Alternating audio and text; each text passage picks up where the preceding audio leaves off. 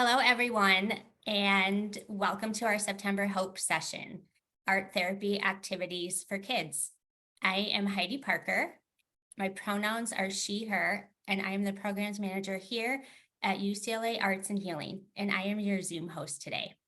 This program is presented as part of our free Hope series, Healing Online for People Everywhere, which we created to support the resilience of our global community through social emotional arts. Each workshop offers a supportive space for connection, healing, and empowerment as we navigate the changes in our world, and I am grateful that you are all here today to create and learn together. Today's program is in a meeting format, so please keep yourself muted until prompted otherwise, and we suggest you stay on gallery view throughout the session. If we spotlight an attendee, you can always switch back. We are recording today's session to be shared on our YouTube channel, and you are welcome to leave your cameras on as you feel comfortable, as we'd love for you to actively participate. You are also invited to use reactions feature to support each other and our presenter. Our session today will be an hour, and given this short format, we will take questions as we have time for at the end. If you have a question for our presenter, you can send it to me during the session as a direct message in the chat, and then I will share those at the end with her. Before we begin today, we'd like to start by acknowledging the Tongva Nation, on whose land the city of Los Angeles, where we are based, rests today. We hold respect and gratitude for the Tongva people who still consider themselves the caretakers of this land. And by their example, we are reminded of our responsibility to our planet and to one another. So let's take a moment in our own way to honor the Indigenous communities of past and present on whose land you are joining from today.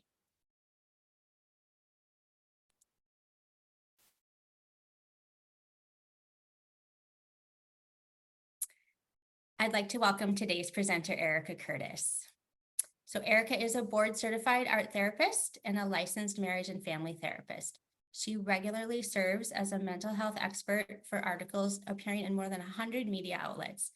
Formerly an instructor in the Loyola Marymount University Department of Marriage and Family Therapy with a specialization in art therapy, she now serves as their admissions consultant and maintains a therapy practice in San Juan Capistrano. Erica is an award-winning author with Ping Ho of The Innovative Parent, Raising Connected, Happy, Successful Kids Through Art, and her newest book, Art Therapy Activities for Kids, 75 evidence-based art projects to improve behavior, build social skills, and boost emotional resilience. Please join me in welcoming Erica and have a wonderful workshop. Thanks so much, Heidi. I appreciate you being here. I just want to start by acknowledging that I'm a little under the weather today. You might hear it in my voice. So usually I operate at about 120%. So I'm probably at about 80% today. So just want to let you know if my energy is a little bit low, but I'm so happy that I can be here with you today. And because of the online format, especially, that we're all able to still connect with one another in this manner. Before I talk a little bit more about what we'll be doing together today, I also want to acknowledge the many researchers, both through the creative arts therapies and also across psychological fields, whose findings have both inspired and served as the foundation for the development of the art activities you're going to be experiencing today. And for whom also their research inspired and served as the foundation for all of the activities that are contained in my recent book.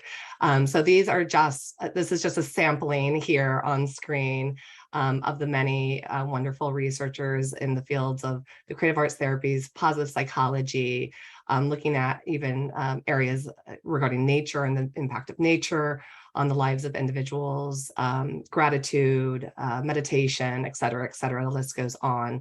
And really so much of the field of art therapy has been inspired by and integrated with so many other researchers.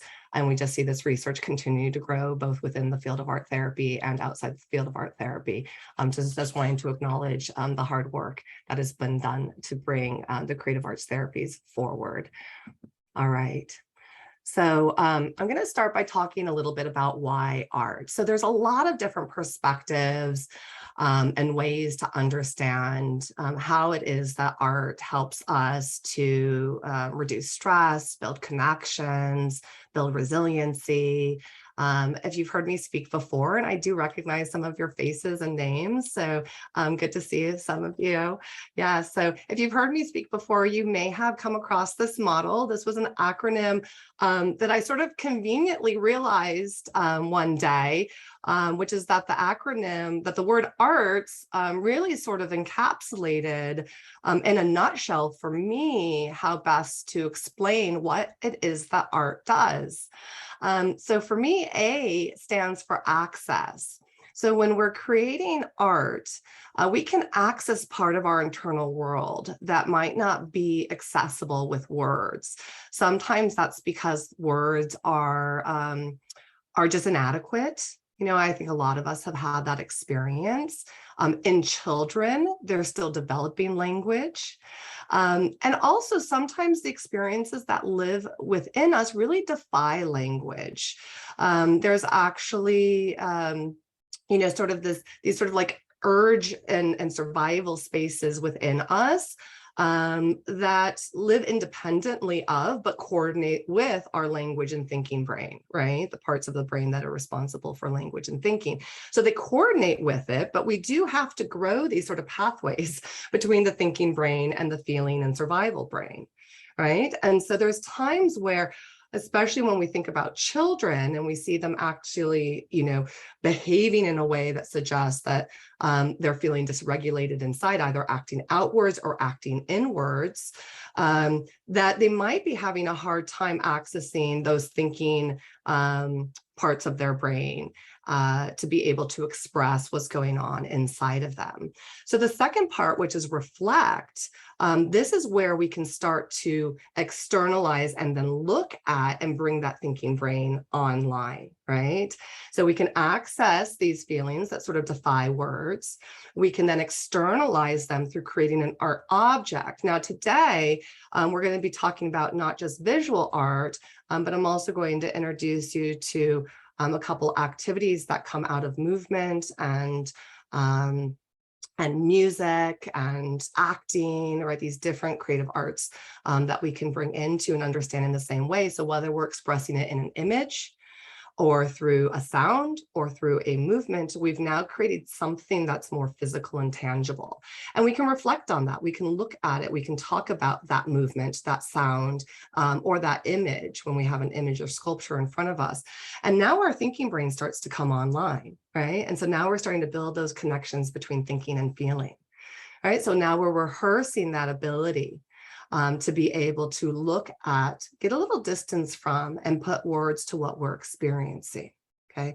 Now, once we do that, we have the opportunity to transform that object as well. And by transforming an art object, we're also able to transform how we feel inside about it. So we're giving our mind and our body new sensory information. We're starting to gain new insights. We're able to start manipulating or change an image or a sculpture or change a movement into something else, and then experience how that feels differently inside of us. And so then what starts to happen is we start to feel differently about ourselves and our surroundings. Okay. And then finally, social. I actually added this later. At first, it was just art was my acronym, but I added the S because the social component, while it is not necessary, of course, many of you have probably had experience of creating art on your own and experienced some stress reduction benefits or maybe some transformative experiences through doing that. But the social component, that when a therapist or a counselor or a parent or a teacher is in the presence of this experience and helping to facilitate it and creating this sort of emotional container for whatever arises and being a validating individual, right? Then something, this sort of added component of feeling connected with each other, right?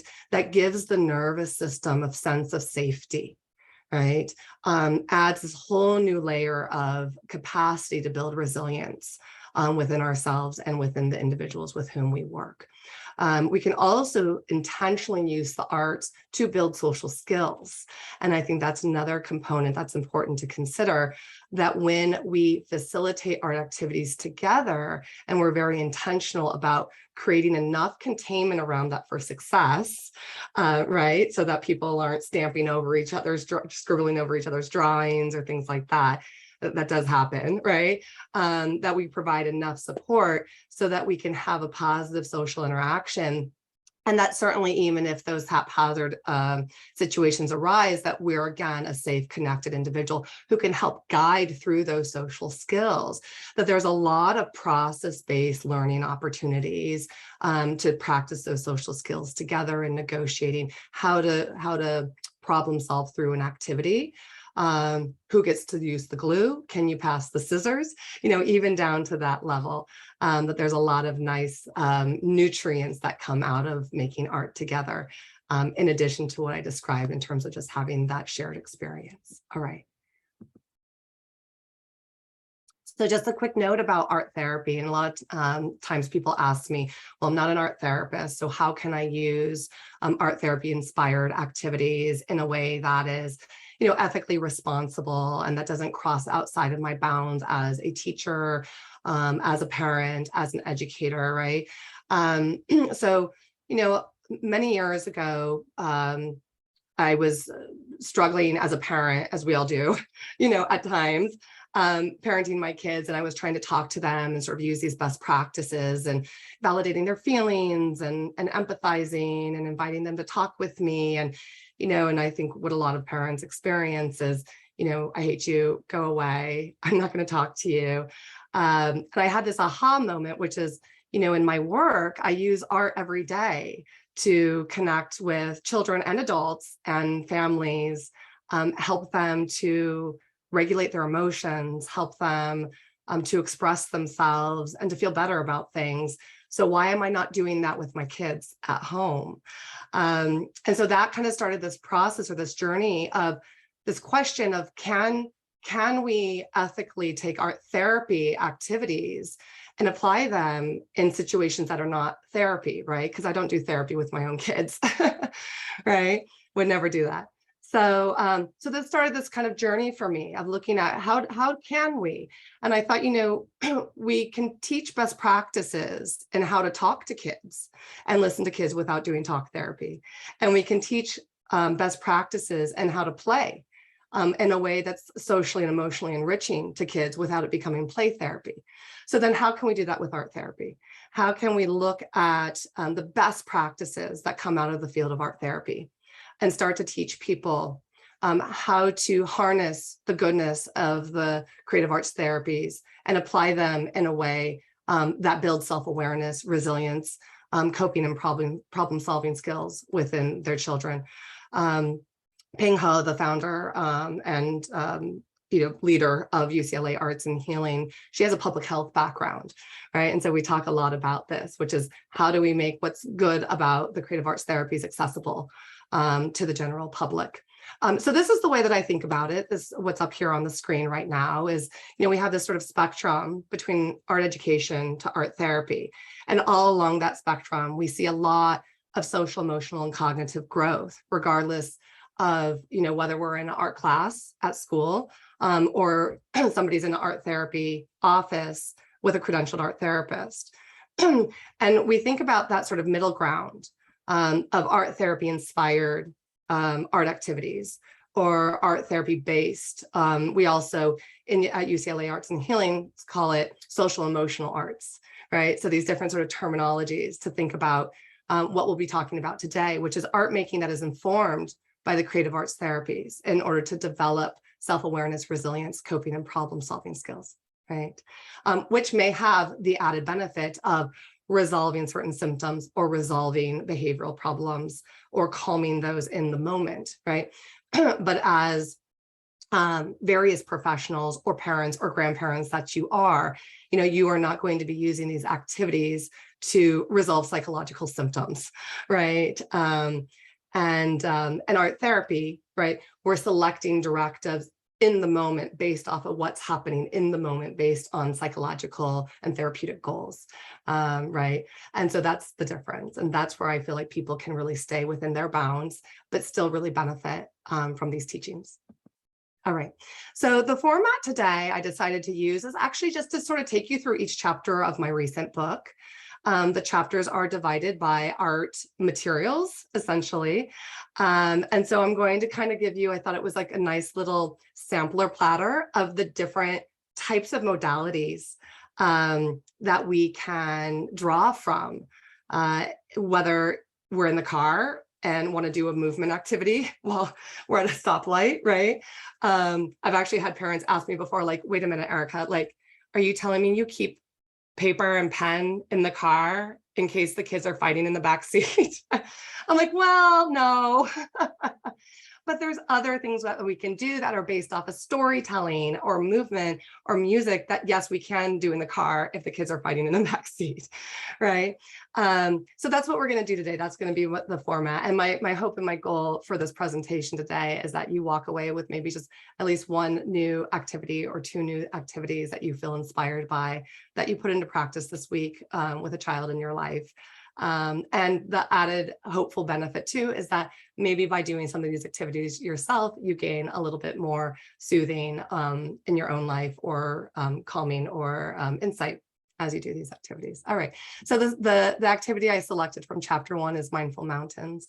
And you will, as very pleased, my publisher made available PDFs of each of these activities from the book. So you have very beautiful printouts that are going to be coming to you via email for registering for this workshop today. So you'll be receiving the step-by-step instructions for each of these activities. All right. So Mindful Mountains. All right. So I'm going to facilitate this with you first. If you don't already have a piece of paper and some sort of drawing utensils, please go ahead and grab those now. If you do not have this accessible at all, you can also use office supplies, Post-it note, paper bag. And you can also even use your finger if you want to in the air. All right. So lots of different ways to adapt these activities based off of your budget, what you have accessible, right? So I'm just going to give you all a moment to gather those materials.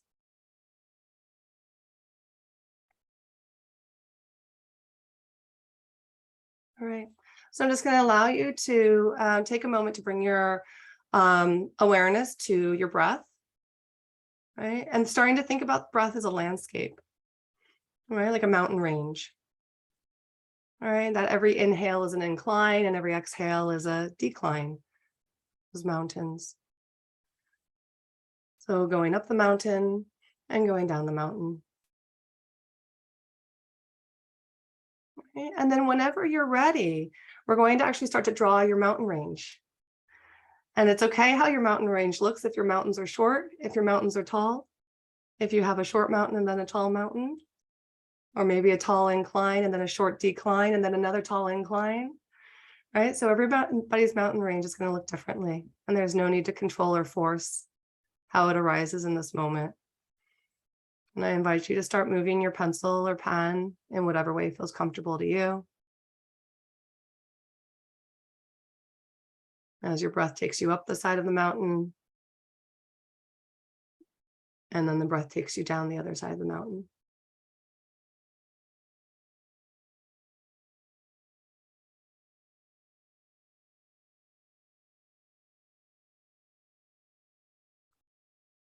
And if you happen to reach the end of the paper, you're welcome to make a second layer of mountains in the foreground or in the background, and continue that process for another couple moments.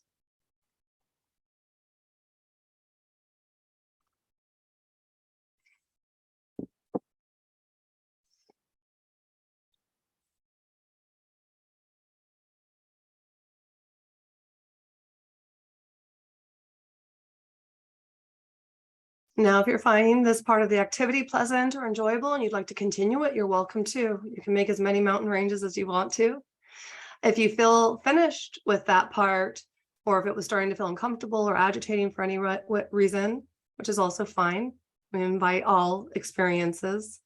Now you can think about just kind of what the feeling is right now, what the mood is, what you're noticing on the inside. And you can start to decorate your landscape with details, weather, or plants or animals that would represent the mood or the feeling that you're having in this moment. And if anybody's mood started to shift or their energy started to shift, it's also okay to represent that, sort of where I was at a moment ago, and now maybe the weather pattern's changing. Or maybe there were certain animals on the scene and now some animals are starting to come in.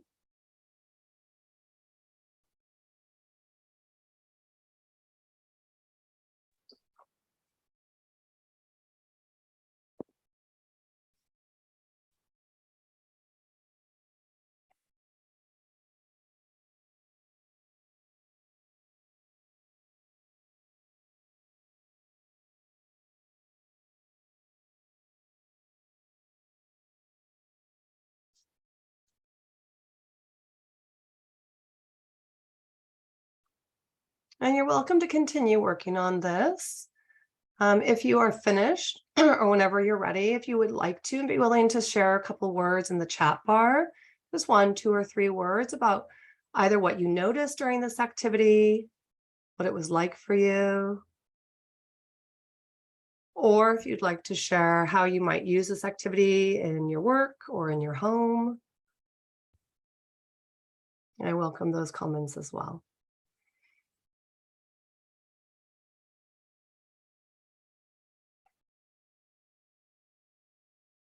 I see one comment, it relaxed me.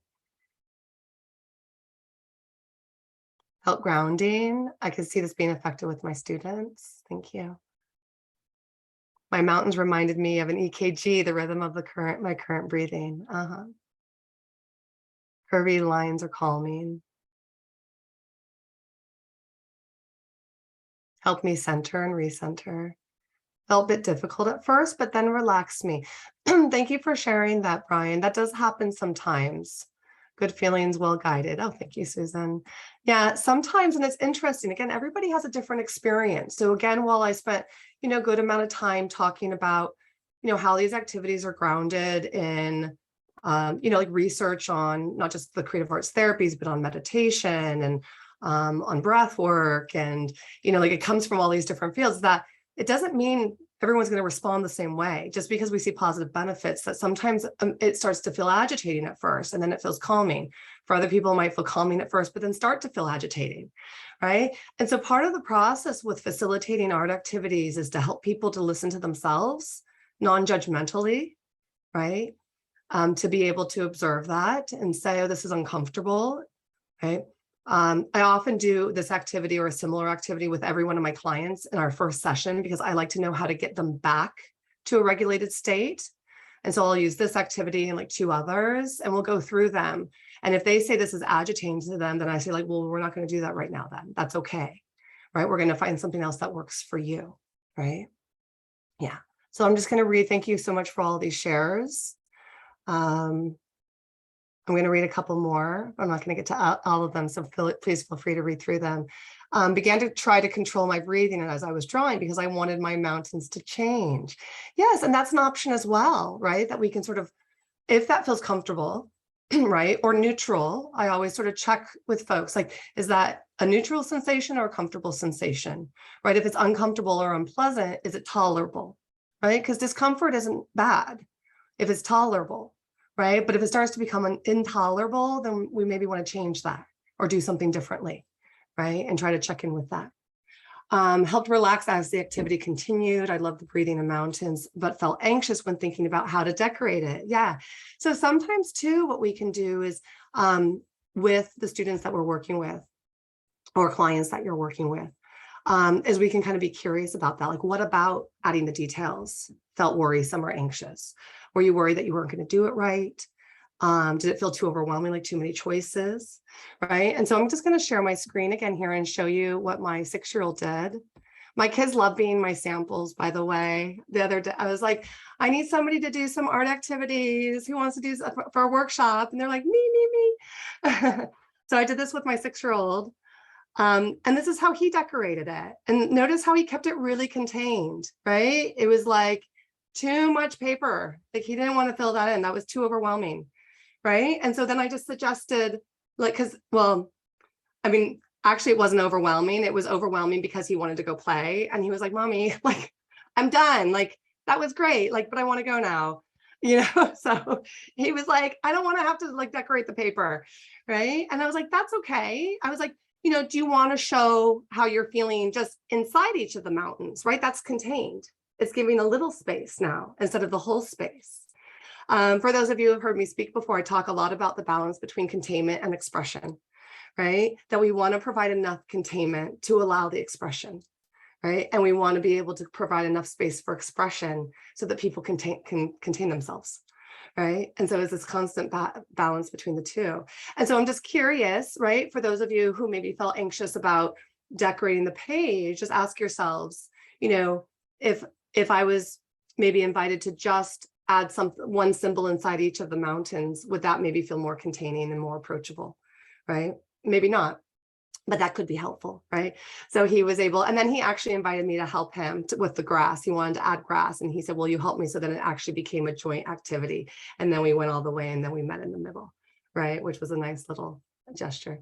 So things that we can target with this activity relaxation skills, focus, right? This is also a focusing activity, right? And also increasing self-awareness by inviting, paying attention to how we're feeling, thinking about ways to decorate the paper, and also just self-awareness in the moment. Even without the decoration, you can do the mountains without the decoration even, right? If you're a teacher and you've got like 2 minutes in the classroom, and you don't have time to decorate mountains, right? You can just do the ooh, ooh, ooh, ooh, and be done, right? So even that is bringing awareness to the self. Where is my breathing at right now, right? Is it quick? Is it shallow? Is it calm, right?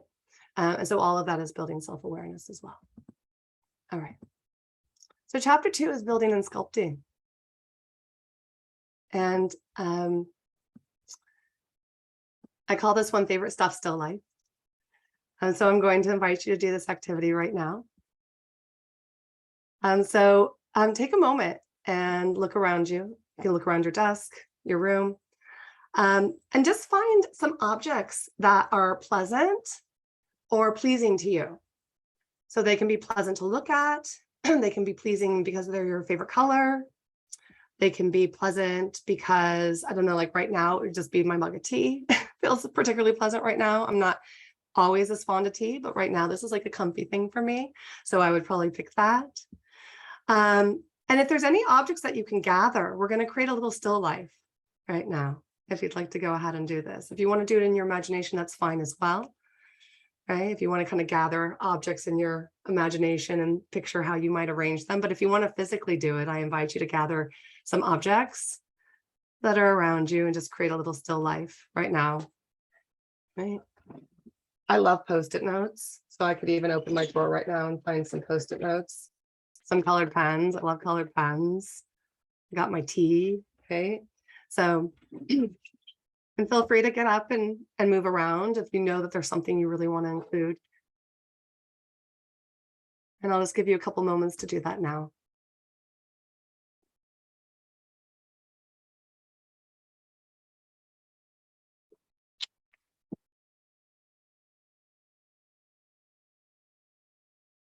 And then I invite you to arrange those objects in whatever way you would like to.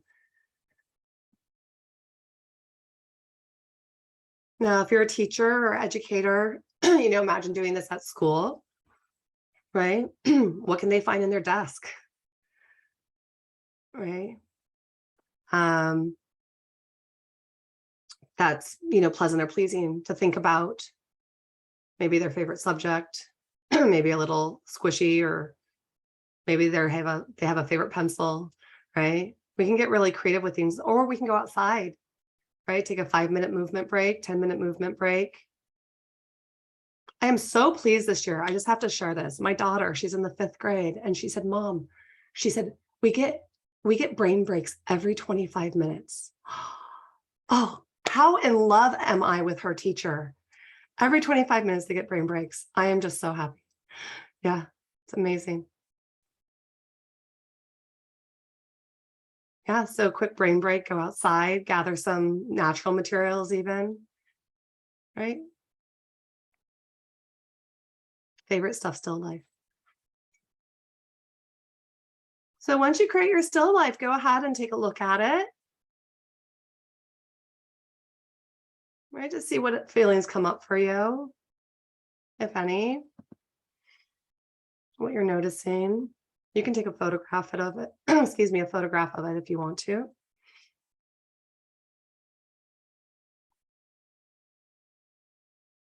Right. And now we can take this further if we want to, right? We can start talking about how can we use these objects, right? How can we use these objects when we're feeling stressed?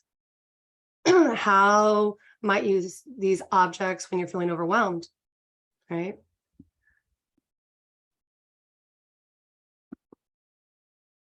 We can invite children to write about or think about what about these objects, right? What about these objects are pleasant or pleasing to them,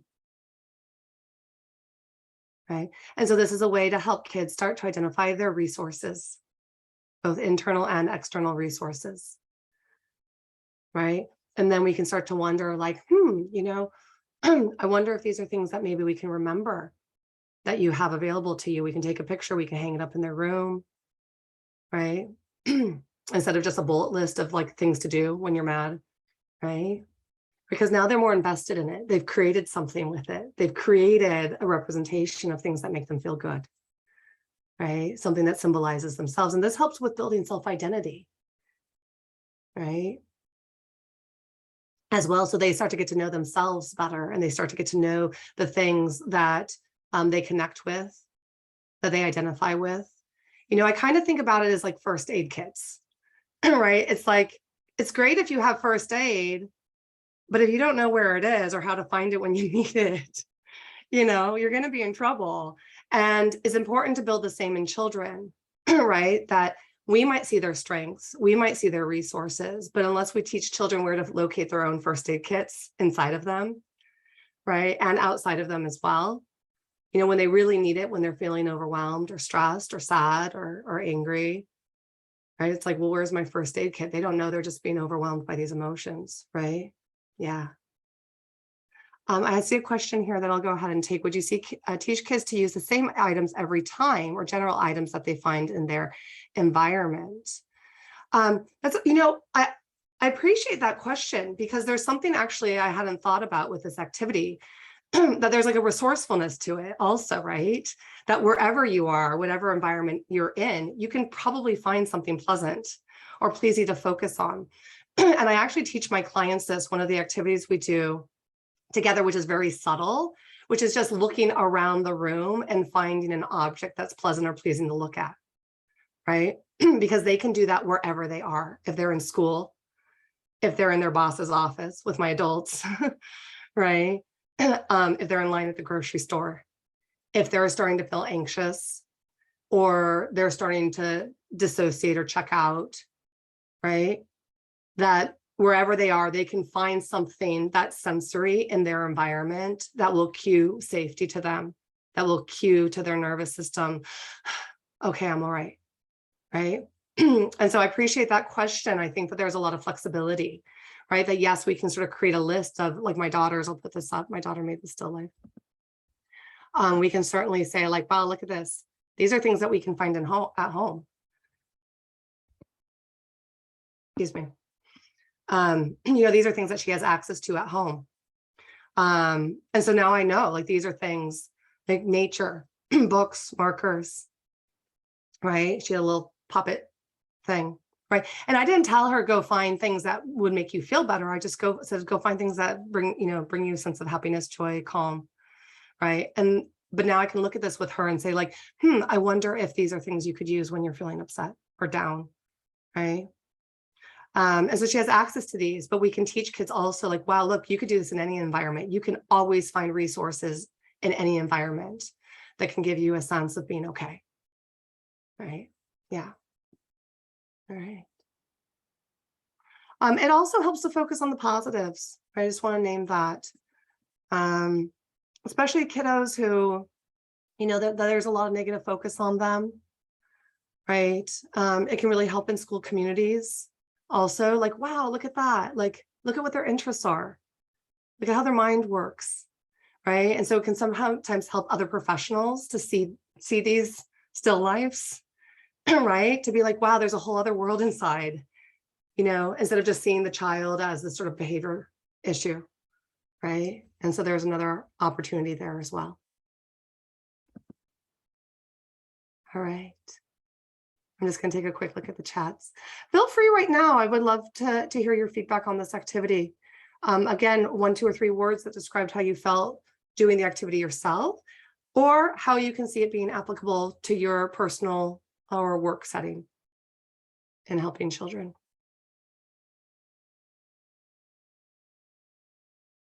Yes, and I see a question about bringing objects. You can absolutely invite people to bring objects from a different environment. There are lots of creative ways to think about this, right? And again, that's one of my hopes and goals for today, is that I inspire you.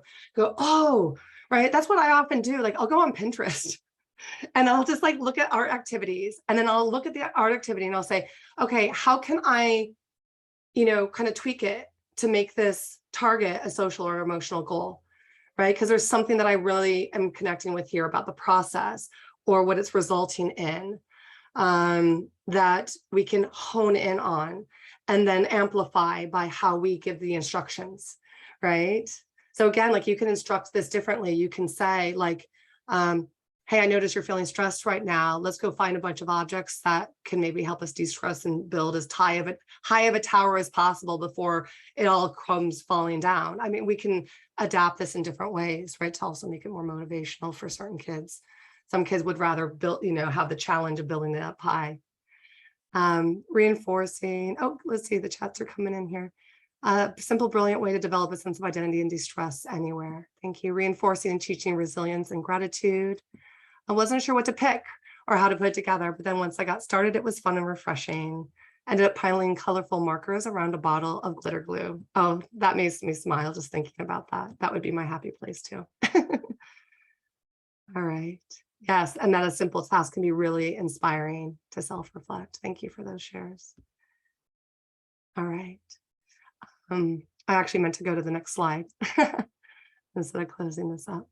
Feel free to keep sharing in the chat bar. I appreciate your shares and inspirations. Also, I think what you share also inspires others, right? If you have other suggestions or ideas. Yeah, again, I did this with my daughter. I think if I had done this with my 6-year-old, I probably would have said, let's find as many things as possible to pile up high before we could, it would fall over. Like, he would have he's very kinesthetic, boy, 6-year-old, like that would have been really motivating to him. All right, so cutting and pasting. All right, so this one I'm just going to share with you just for the sake of time. Sometimes what I do though is when I'm thinking about new art activities, even if I don't do them myself the first time, I just kind of imagine like, what would that feel like, right? So for those of you who are interested in kind of like developing your own social emotional arts activities, or being inspired by art therapy activities and thinking about how you can apply them to your own settings, I just think about like, well, how would that make me feel while I'm doing this process? Again, not that it makes everybody feel the same way, but it can give you some hints, right, about what this process might be like. So I just invite you to kind of imagine what this would be like to do this activity, either yourself or with your children, or with your students. All right, I could actually see this activity being done in an entire classroom. So I'm just going to go ahead and read this. Excuse me. So, likable links. Assuming the best in others is key to resolving conflicts smoothly. When we choose to see the positive in someone else, even when we're angry, we're less likely to stay stuck blaming them. The other person is more likely to let their guard down too, creating an opportunity for solutions. The next time your child is arguing with a loved one, try making likable links to ease the way to resolution. All right. So I'll just share real quickly, a colleague of mine, she she was going to read my book. She got my book. And she said, I couldn't find it anywhere, Eric. I was looking all over the house for it. And then she said she found her daughter, who's like 8, was in bed with it, reading it. And she was like, Mommy, we should do these activities. So I just thought of that as I was reading this, because I was remembering my 9-year-old read every single paragraph to make sure that it was readable for like 8 and 9-year-olds. So shout out to my daughter also right now. So with this activity, right, just making simple links, right? We've all made paper chains before, right? So just taking construction paper, putting it together, adding another one, right? Making construction paper links, right? So taking this simple idea of links and thinking about metaphor, right? Thinking about connection, thinking about how we can connect with others, connect with ourselves, right? Connect with the positive, right? So we can start thinking about all these metaphors. And so in this activity, taking each strip, and before we loop it, writing something that's likable about the other person, right? And I've used this in therapy before. I've used this with all these activities I've done either with my own kids or in therapy before with families, with siblings, right? And so helping siblings, for example, I mentioned that here, we can do this with our own children. We could facilitate this between siblings. We can facilitate it in a classroom or between peers in a class, right, that are having a difficult time. So taking that moment to think, I might feel angry right now. And I do like this person, right? There are qualities about this person that I can appreciate. And so taking a time to be able to acknowledge that, not to get rid of the anger, but to try to soothe that path towards connection, because a lot of times we try to force the conversation before we're feeling connected. And we try to communicate, have a conversation before we feel connected, or we try to force a child to have a conversation before they feel connected. And it's going to go sideways. There's going to be a lot of resistance, defensiveness, right? And so doing something like this that's nonverbal, that doesn't require any talking, but just being able to write and loop and add and loop, right, invites this sort of self-reflection. And then as both people are making their own chains and then symbolically bringing the two chains together and then reading them or switching sides and reading them or reading them out loud, or you as the adult reading them, right, if a child doesn't feel like reading it themselves, right? And you can, of course, help with early readers, early writers. If they want to draw a symbol, they can draw a symbol. If they want you to write for them, you can do that as well. Right.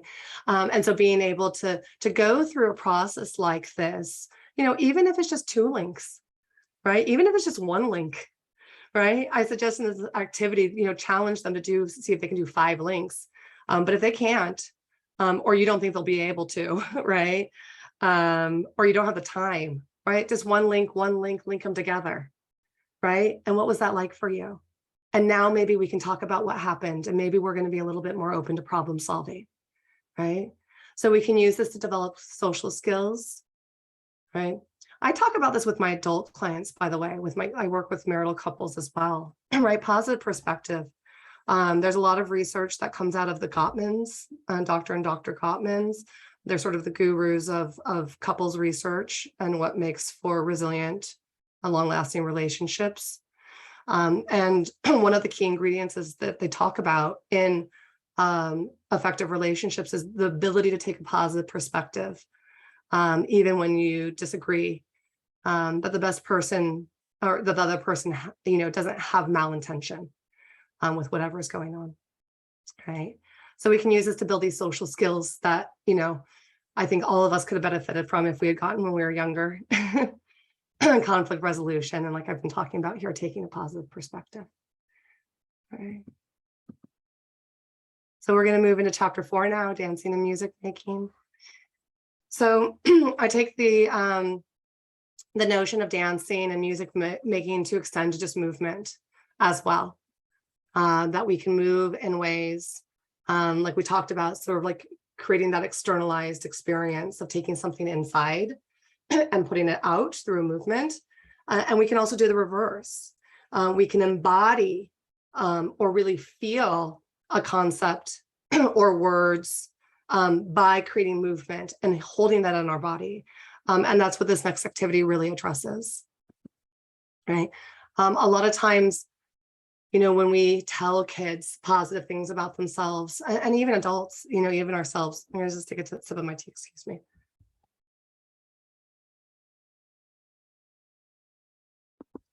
Right. It's very easy for kids to dismiss it. Like, yeah, you're just saying that.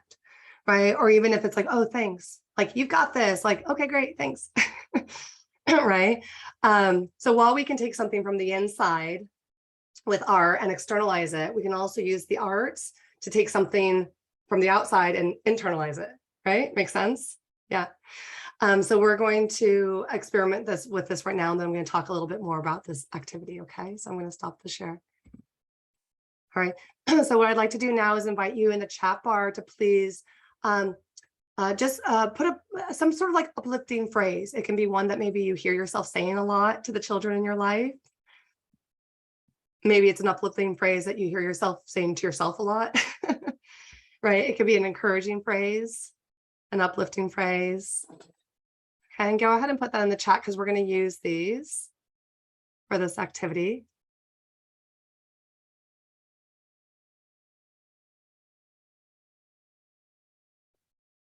All right, thank you. Okay, wonderful.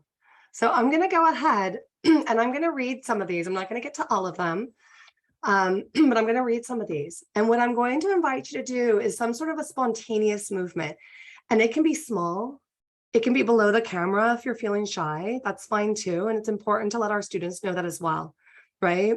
or our children, whoever it is that you're with, or even clients. If they want to do it underneath the table, that's okay.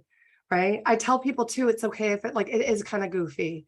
If you work with older kids, adolescents, I tell this to my adults also, like it's okay if it feels silly, like I'm going to do it with you. Right. So that we're doing it together. So it doesn't feel as silly or like, oh, it feels weird. Right. Like, that's okay. Like, it is weird. It feels weird because it is weird. This isn't stuff that we normally do. Right. So we can just normalize that and validate that and give them options to feel a little bit more comfortable. All right. So I'm going to invite you. You can make it, if you are feeling big and expressive, you are welcome to like stand up and do a big movement. All right. You are welcome to do kind of medium or a more subtle movement. You can use your body, you can use your head, you can use your arm. Maybe it's just going to be your feet moving. So whatever it is that expresses for you, these phrases as I read them, and we're going to take them one at a time. Okay. All right. So I saw this one come through a lot, quite a few times. I'm going to start with, you got this. You got this. You got this. You got this. Yeah, you got this. All right. How about, there is no perfect? There is no perfect. Yeah, there is no perfect. How about, we can find a solution for that. We can find a solution for that. We can find a solution for that. All right. How about, you can do hard things. You can do hard things. You can do hard things. You deserve to be happy. You deserve to be happy. You deserve to be happy.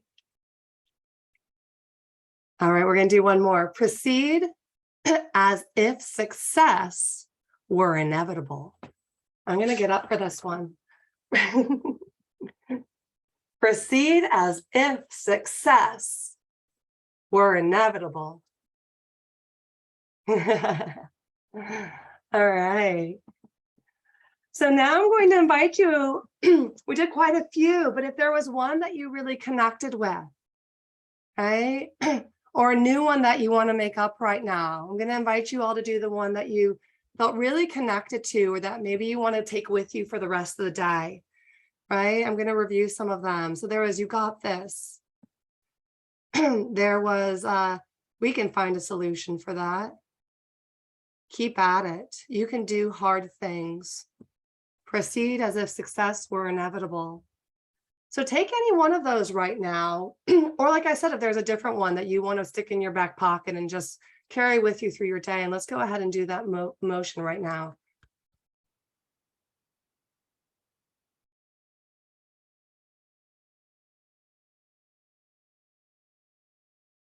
Good. And we're going to just feel that, really notice that. And we're going to just really going to sense into it now. What that means is letting your mind pay attention to the sensations inside, those pleasant sensations, right? And we're going to pretend like we're kind of like growing that feeling inside of us now, right? Because I'm so visually inclined to, I would usually say, if you want to add a color to it, you can, right? Because I'm such a visual person. Right? As soon as I said that, I just saw pink going like this, right? Not everybody's visual, and that's okay. I happen to be, and some folks really connect with that. All right. Thank you so much. All right. Let's go ahead and share a few words, what that was like for you, what you noticed during that process, or any applications, anything that you can see as useful, times and places, or adaptations. We've been talking also about adaptations.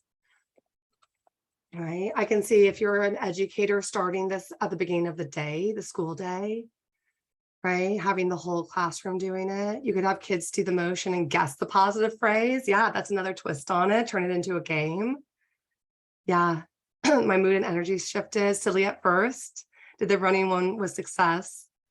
Uplifted my spirits, made me feel motivated. Thank you. Good vibes. And I noticed also as we were doing it together, this is the S in arts, right? This is the social component. Seeing all of you doing your motions, like I felt uplifted. My energy felt uplifted, right? Yeah. Almost, at least for me today. And I think it's because I'm feeling a little like rejecting of my body because it's sick right now. Like I'm kind of like not wanting to be like in the body, but seeing all of you do it, I was like, oh, like that was making that shifted my energy for me, right? Which is interesting. I needed to feel that process as the success was inevitable. Maybe awe is the word. Yes, thank you so much. All right, I'm gonna go ahead and share my screen again. So this was my almost 13-year-old here who was doing this activity. These were his sort of interpretations of these phrases that he came up with. So, you know, and you'll get the activity handout, but the first step is acknowledge that our pep talks are not always effective. That's the first step, right? So this encourages the development of positive self-talk, right? This is actually a skill, right? And we take it for granted because we do it all the time. And then we just say it like, oh, you'll get through it. And kids are like, no, I won't. Like they don't have that yet, right? So it's a skill that we want to develop, and we want to find things that resonate with them, right? And so that's really important that it feels accurate to them, because if they don't feel like they're going to get through it, well, then the phrase isn't going to mean anything to them. But if, for example, if they don't feel like they're going to get through it, but they can acknowledge that they can try to get through it, like that might feel more accurate, right? And so we can go with that then. Okay, well, if you don't feel like, you know, like I'm not going to get through it, but I can try to get through it, then let's go with that. I can try to get through it, right? And then what motion would that be, right? That we can help to strengthen emotional stability and develop these positive core beliefs about ourselves. So what I do in therapy is I typically take this the next step, which is, so if you've got this and you're doing this and you've got this, I'm wondering, what does that mean about you? Right? What does that mean about you? If there was an I statement there, right? If we're going to try, let's try. And you can try, and you're one who tries. What does that mean about you? Right? That I can, that I'm capable, that I, you know, whatever. And they come up with that phrase, because that's developing a core sense of self, right? Not just these phrases that we try to convince ourselves of, but we can take it in deeper, right? And then they can repeat this gesture. So we're also creating multiple pathways, right? There's a lot of research on, you know, like learning, memorization, accessing information. And we know that the more sort of sensory pathways we create to access information, the better able we are to access it later, right? So if we have a phrase and we pair it with emotion, and a color, right? We've created multiple access points to that piece of information. So now I can repeat the motion and I can see that color, which will then trigger the thought and the feeling, right? So now we have access to it. Okay. So we can make the gestures very subtle as well. A lot of times my clients will do subtle things like this, right? Like if it's a big gesture and then we kind of pare it down, because they can do this in line at the grocery store. They can do this, right? Or if it's a hand on, or if it's just like a, if it's like this, but we're just going to kind of do this, right? So we can make it more subtle so they can use it in the classroom. So they can use it when they're with friends, right? And it's really subtle and nobody even knows what they're doing, right? So it's a little self-soothing there. All right. So final activity, and then we're going to move into questions. So we have time for questions. I'm not going to guide you through this activity. I kind of left this one open if I would guide it or not, depending on how our time, because this is the first time I'm presenting this content in this workshop. So I'm not always sure of the pacing of everything. So feeling extravaganza. All right, so I'm going to go ahead and read this one to you. It's okay to not always have a cheery attitude during dislikable tasks. Although, even though we want them to have a cheery attitude, right? I want you to brush your teeth and I want you to like it with a smile on your face, right? I want you to turn in your homework and like it and be happy about it, right? Okay, it's okay to not always have a cheery attitude during dislikable tasks. Although a positive mindset can make boring tasks easier, sometimes it's more realistic to accept annoyance and complete the task anyways. In this activity, you're giving your child permission to let irritation hang around during the not so fun responsibilities. In fact, your child is going to exaggerate their irritability. As they get ready to put on their best act, they might just crack a smile, right? So this is sort of attacking the irritability in a way of like making it humorous, right? That we can take emotions and not only accept them, but through acting, through visualization, we can make them, like bigger than life in a way, which can feel safe when we are putting on an act, right? When we are pretending, when we are visualizing it, right? So we want to be very careful with activities like this, that we're not mocking, right? We're not mocking our children. We're not mocking their emotions. We're not trying to diminish their emotions by making fun. We're giving them an opportunity to relate differently with their uncomfortable emotions, right? This is one that I've used a lot with my own kids in my house, which is essentially like, okay, I'm going to pretend that you're the actor and I'm the director. And, I use this one a lot with my daughter. She was the not wanting to brush her teeth kid. Like, I don't want to brush my teeth, And so, I'll direct the scene and you'll act it out. Right. And then we can switch, or if you want to be the director and I'll be the actor. Right. So we can even start with the reverse role. Like, okay, you tell me how to act when I say time to brush your teeth. What should I act like? Right. Should I act mad? Should I act like we're having a party? Should I act right? So you can even allow the child to have the control first and be the director. And then like, I want you to brush your teeth, please. Right. If they want you to act sad. Right. I don't care if you want me to act like an elephant. I can ask you in the character of an elephant, right, to brush your teeth. But that starts to make it funny, right? That starts to allow those feelings to be in the room, but that we can now act them out and exaggerate them, so that we can gain acceptance for and a certain level of tolerance of these uncomfortable emotions. We spend a lot of time trying to get rid of uncomfortable emotions. And sometimes the best thing to learn and to teach our kids is it's okay if you're uncomfortable, right? That's okay. It's a part of being human, right? So depending on the child and how much they like to ham it up, right? You can imagine some kids would be much more kind of inclined to this than others. But you can encourage them to, you can even like use your fingers, like a camera, if you wanted to. And you can say like, okay, show me. And this is what I used to do with my daughter, like, show me, I hate brushing my teeth. Like, okay, show me, I hate brushing my teeth. It's the worst thing in the world. And she'd be like, I hate brushing my teeth. And I'd be like, okay. Now show me, like, brushing my teeth makes me fall in love. And she, and she's like, oh, right. Oh, I love you, toothbrush. You're so handsome. And then I'd say, okay, now show me, so we can play with this, right? In these various ways. Okay.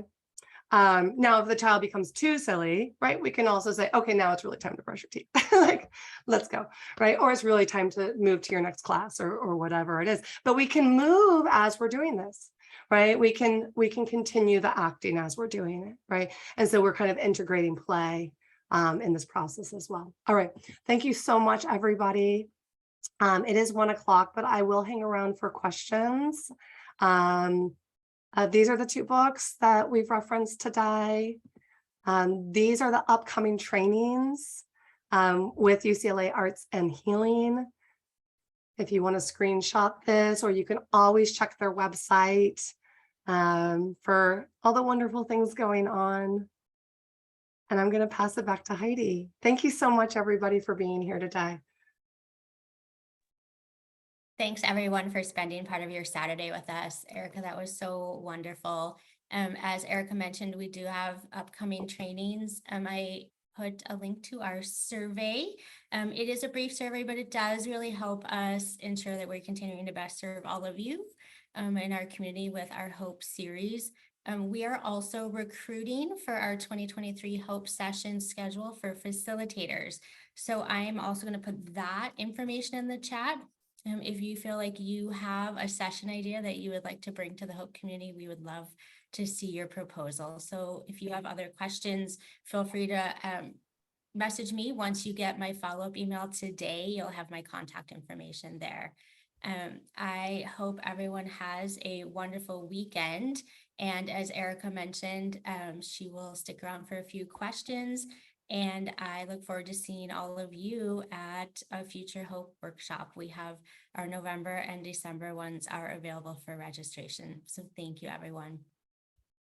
Thanks again, everybody, for your participation and your presence today, and also for all the good work that you're doing. I always assume if people are showing up to workshops like this, it's because they're out there doing good stuff in the world.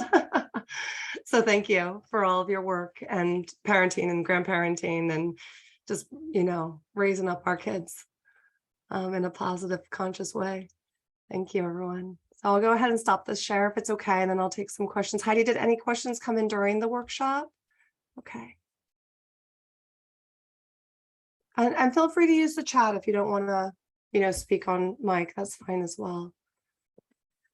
And thank you for all of your lovely words. It means a lot to me. I'm seeing a lot of very beautiful words. Yes, the session will be recorded. Oh, yeah. It was recorded and it will be shared. Yes. I'll just add to that, Erica, when I send the follow-up email, you do get a link to the YouTube channel, which actually has the playlist for all of our Hope recordings that we have shared on that channel. And this one will most likely be posted within the next week or so. With my raspy radio voice. You guys got my raspy radio voice today. It has been so long since I've been sick. My kids were back to school 3 weeks ago, and I was like, yep, right on time. It is officially back to school time. All right. Any questions for anyone? I have a question. So what do you suggest if you come up with resistance to some of these projects? Like you've got the 2 kids sitting down and they're going to write, a positive comment about the kid they're having a conflict with, and they're just not able to transition into that, and they're still angry. Sure. So there's several things that you can do, and it's kind of like we'll try this, we'll try that, right? So one thing might be is like, would they like to say some positive things about themselves first?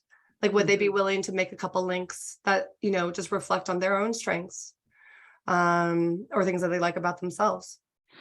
And before they start to talk about the positive things about the other person, right? That might be a transitional piece. Yeah, that sounds really helpful. They could also even, they were really resistant to it, would they just be willing to make the links without writing anything? Because if they would be willing to make the links and then still join it with the other person, like symbolically, still it's like, I'm maybe not ready to say nice things to you, but I'll take a couple steps towards you, right? And so that can be, also just kind of a gesture that they're even willing to participate in that, right? And if they're not, even in that context, then maybe they want to scribble first. Maybe they want to scribble out all their feelings, they're mad or whatever, before they're ready to transition to something that's more constructive, right? Like maybe they need to be destructive before they can be constructive, right? And so if they want to rip paper or they want to scribble or something like that. And I didn't do this activity today, but in some of my other workshops, we do a de-stress scribble where they scribble and then transform the scribble into something. So they look for pictures in the scribble. And so it's kind of this, again, like we talked about, transforming those feelings into something new. And then we can sort of say well, I wonder if just how you transform that scribble, that stressful or that anger scribble, you transformed into something new. I wonder if we can do something now together to transform this problem into something new, right? Yeah, so those are a couple of different ways to approach that. That's great. Thank you. Welcome. Yes, Sierra, I see your hand. So my question is around, I do some of these activities with adults, Yes. and I'm wondering, I don't fully have the question formulated, but do you ever take these activities and help adults to tap into their inner child? Yes. To get them to a different space, or how does that work? Yes. Because I know you said you work with married couples as well. Yeah, I work with all ages. I work with kids, wow. young adults. I work with individual adults. I do some marital counseling. So yes, so we can use it for different reasons. A lot of my adults that I work with, I do a lot of this in their imagination, because if I gave them paper and a pencil, they'd be like, there's I don't know. But when I say to them, I just wonder, let's take, the movement one I do with a lot of adults, right? That one. But when it comes to drawing, I might have them do the mindful mountains with their finger, for example, if they're not inclined to draw. But some of the other expressive sort of visual arts activities I'll do with them, instead of having them draw it, I'll say just wondering what color that would be. If that feeling had a color or a shape or a texture or a form. And a lot of times they'll say, I don't know. And I'll say, that's okay. You don't need to know. It comes from a not knowing place. And then they go, oh, well, in that case, it's this dark green fog. I don't know why, Erica, but it's a dark green fog. I'm like, oh, okay. And I'm wondering where that is. And they're like, it's everywhere. Right. And I go, oh, can you see the edges of it? I asked them to describe it to me since I can't see it. Right. And so I do a lot of imaginative art therapy with them. Yeah. Yeah. And I think we all, the question about inner child, we all have child parts of us that hold a lot of information from when we were younger. And I was even sharing with Heidi, because I'm sick today, my inner child is kind of I get this I'm sick. I feel it. I feel that little kid in me that just is kind of I feel sad because I'm sick. I know she's with me right now. Wow. Right? And so we all have that. And I normalize that for adults. I know it sounds hokey, the whole inner child thing, but we do have parts of ourselves that feel younger. Right. And so sometimes even doing art with adults, and I've done this as well, in workshops, where getting in touch with that playful side or parts of those younger parts, pieces of those younger parts that feel good and feel positive and feel playful can be really restorative. So I've had adults when we, if you do the mindful mountain and then they draw, I've had people say, gosh, this felt so childlike, but in a good way. It felt so playful. I haven't played in so long. Right. And then we can explore that with them as well. So you can use those activities just to kind of, get in, help them to get in touch with what would it be like? And I use that question a lot, especially with my adults, well, what would it be like if we just drew? Well, I don't know. I haven't done it in so long. I don't know, but I remember really liking it. Okay. Well, I wonder what that would be like if we did that right now. Can we just take a few minutes to do that and just see? And then sometimes I'll draw, or I'll bring out my colored pens, thinking about one young adult that I work with. And I just brought out my colored pens, the nice ones, these glitter, the grown-up pens, but I have them in 20 colors. And I just put them on the table, and she was like, oh, like, she was like, I love these pens, you know, and just like this feeling, and she struggles with depression, right? And I've actually had a number of adults just respond to the materials in that way, like, oh, okay, so maybe this is also something that you can start to do at home, right? Or my adolescents, or my, you know, executives, my adult executives, you know, like, you know, maybe when you're doing work, like you can use colored pens and bring sort of that aesthetic to your work even, and maybe that'll just make your work day a little bit more pleasant, right? So there's different pieces of this that we can help adults connect with. Yeah. Does that answer your question? It does. It expound, because what you said about the executives, it seems to be a lot of adults who are in very like high stressed positions that want to invite that playfulness in, but they don't really know how. And what you just said kind of gave me an idea. You know, it's so funny because I did a workshop over a year ago, I think it was, for a group of accountants. And they invited me to their retreat, like it was on Zoom, you know, but it was like their annual retreat. And they invited me to do like, you know, like stress reduction workshop, pandemic, everyone's working from home, kind of like, how can we use creativity? And I was like, you know, like I am used to audiences that are like educators and mental health professionals. And, you know, and I was like, I've never done this with accountants before. Like I had no idea what it was going to be like. And I was joking with them in the beginning about like, don't worry, they're not art supplies, they're just office supplies, you know, like, but my goodness, like the positive response that I got from some really simple, like I think we did the de-stress scribble and transform it. We did a meditation, so like a mindfulness activity that went through all the senses.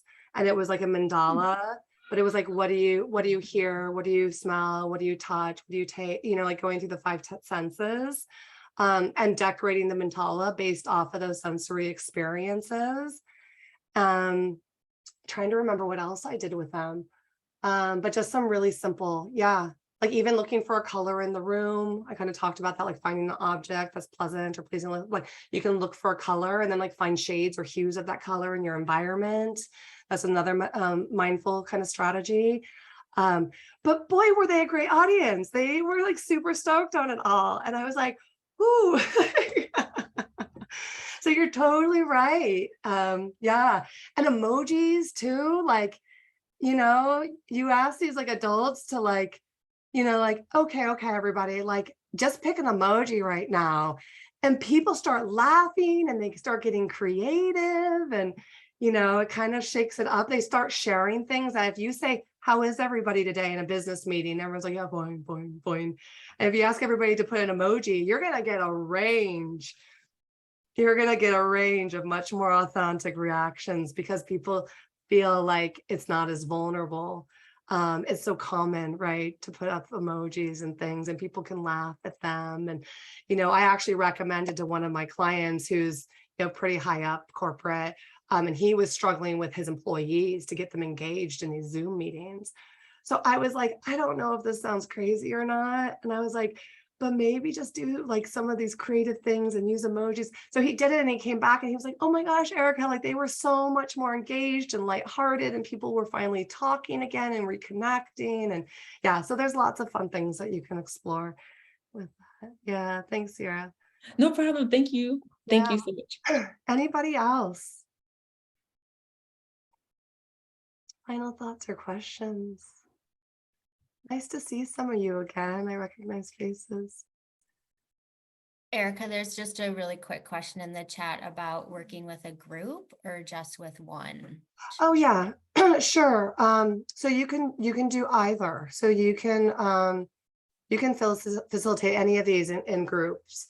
You know, anytime you're working with a group, there's going to be more management involved, and less one-on-one time, right? And so, you know, when we think about working in groups, you know, we're kind of scanning the room, we're moving around the room, checking in, how are people doing? Sometimes with groups, like you might have that one person who's just sitting there not participating.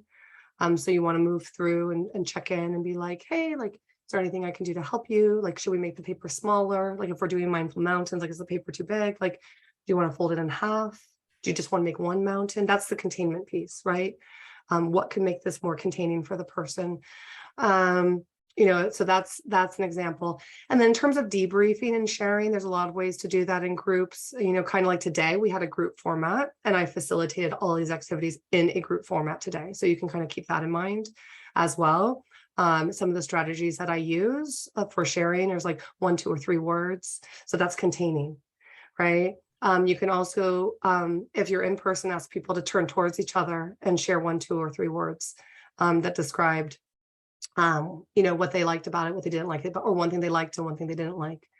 With kids, a lot of times they like to do like 2 truths and a lie, say 3 things about the activity, and the other person has to guess which are the 2 true things and which is the 1 lie, right? So if you had more time, you can get kind of playful with that as well and put them in dyads for those shares. And sometimes we don't even need to share. Sometimes we don't even need to debrief, right? But if anybody had an experience that they wanted to share with you, or if it was uncomfortable for any reason, right, that you welcome them to come up to you afterwards. So those are options as well. Okay. All right. Thank you so much. Thank you, everybody. Thanks. I'm just reading some more chats coming through. And thanks again to Heidi. Thank you for moderating and facilitating and doing your tech wizardry. Thanks, Erica. Thanks, everyone. All right. Have a wonderful rest of your weekend, everybody, and take care. Hi guys. Baby, I'm trying.